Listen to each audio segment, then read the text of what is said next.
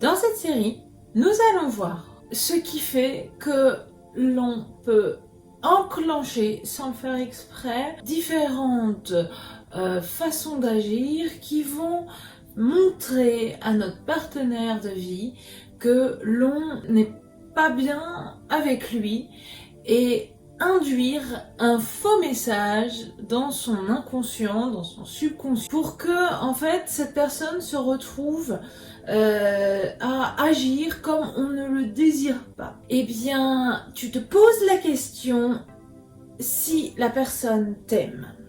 Donc, tu vas lui poser régulièrement la question « Est-ce que tu m'aimes ?»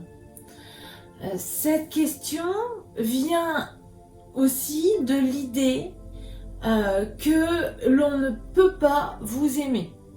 Ça montre qu'il y a un doute, soit qui est fourni par son attitude, qui ne vous démontre pas suffisamment ses sentiments, parce que c'est quelqu'un qui n'est pas comme vous, personne n'est comme vous, et qui du coup vous fait interpréter sa façon d'agir comme une façon où il n'y aurait pas de sentiments envers vous, donc vous allez douter.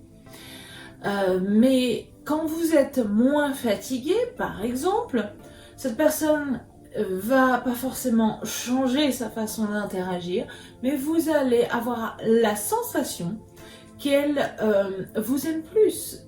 Il faut donc se poser la question, ce sentiment-là vient-il de l'intérieur ou de l'extérieur de moi? Est-ce que c'est réellement la personne qui m'aime tantôt moins, tantôt plus? Ou est-ce tout simplement moi qui manque d'assurance en moi-même et donc qui me retrouve à douter des sentiments de l'autre?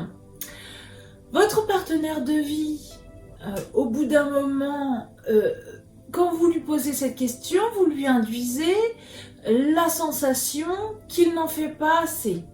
Vous lui induisez également cette sensation et ce sentiment qu'il peut ne pas posséder la personne qui est la plus à même de le rendre heureux. Donc, vous allez créer chez lui le fait qu'il peut ne pas vous aimer. Du coup, vous allez avoir l'effet inverse. Est-ce que tu m'aimes n'est pas la meilleure façon d'interagir avec quelqu'un. C'est à vous de vous aimer en premier, et puis la personne va ou non vous démontrer qu'elle vous aime, mais ce n'est pas à elle de changer, c'est vraiment à vous de changer votre perception de l'extérieur. Donc, pour ça, il faut s'aimer en premier.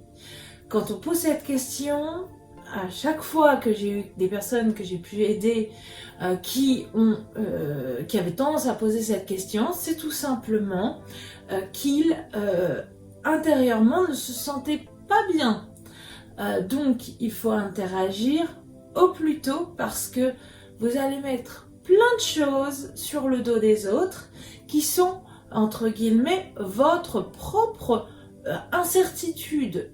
Il ne faut surtout plus avoir d'incertitude.